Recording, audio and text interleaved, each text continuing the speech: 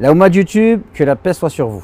Beaucoup se plaignent de ne pas réussir à concrétiser un projet de mariage. Dans cette vidéo, je vous propose de discuter avec Sabrina B, fondatrice de l'agence matrimoniale musulmane Abelni, qui nous livrera son expertise sur cette situation difficile que rencontrent certains célibataires. Restez avec moi.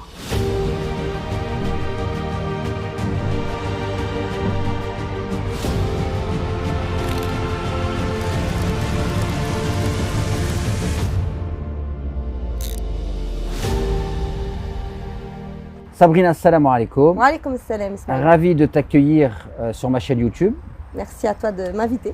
Donc Sabrina B, fondatrice de l'agence Abelni, une agence matrimoniale musulmane, plus de 7 ans d'expérience. En ce moment, je crois que c'est à peu près 10 muqabala par semaine qui sont organisés par ton agence. Donc c'est un projet qui fonctionne bien et qui répond aux attentes des célibataires musulmans, du moins ceux qui viennent vers toi. Alhamdoulilah.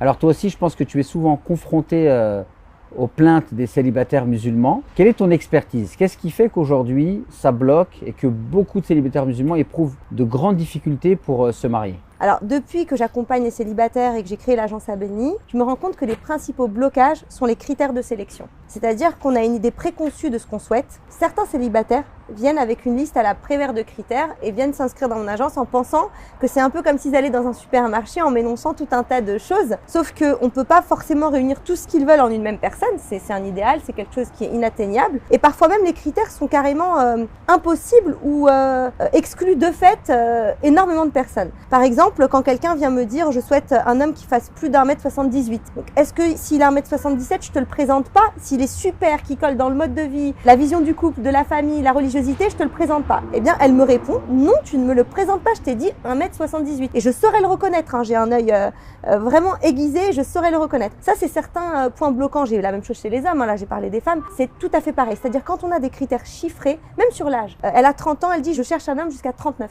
Mais s'il a 40, ah non, je t'ai dit 39. Donc il y a des barrières comme ça psychologiques chez les hommes et chez les femmes qui font et qui se situent au niveau des critères. Ça, c'est le premier point. Donc les gens se créent des obstacles par les propres critères qu'ils vont se fixer. Exactement, et c'est des critères qui ne doivent pas bouger.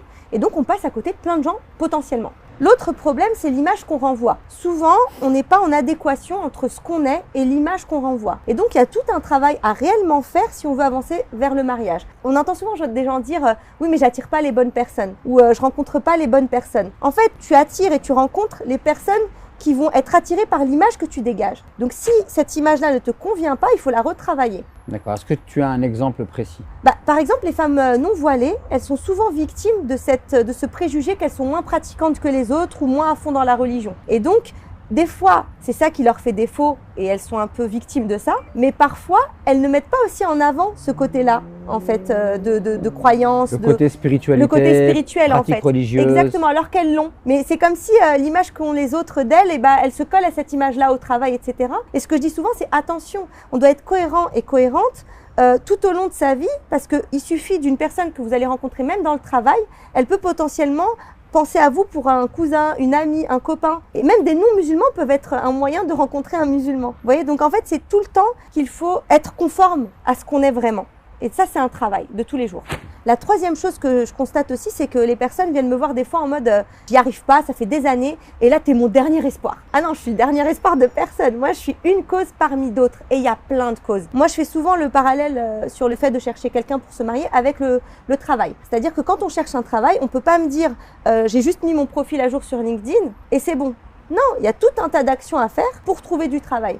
Il y a plein de leviers qu'on peut actionner, donc il faut tous les actionner. Le réseau, c'est la base pour trouver un premier job. Et on dit 70% du premier job trouvé se fait par le réseau. C'est-à-dire qu'on m'a recommandé en fait. C'est pareil pour les opportunités de rencontre. Plus on en parle, moins on a honte d'être célibataire, plus on sait que c'est un fait, que c'est Allah qui a décidé ça à un instant T. Eh bien, on en parle autour de nous, aux tantes, aux amis, aux copines, aux cousins, aux cousines. Et tout ça fait que ça nous apporte des nouvelles opportunités et c'est la loi des nombres après. Hein.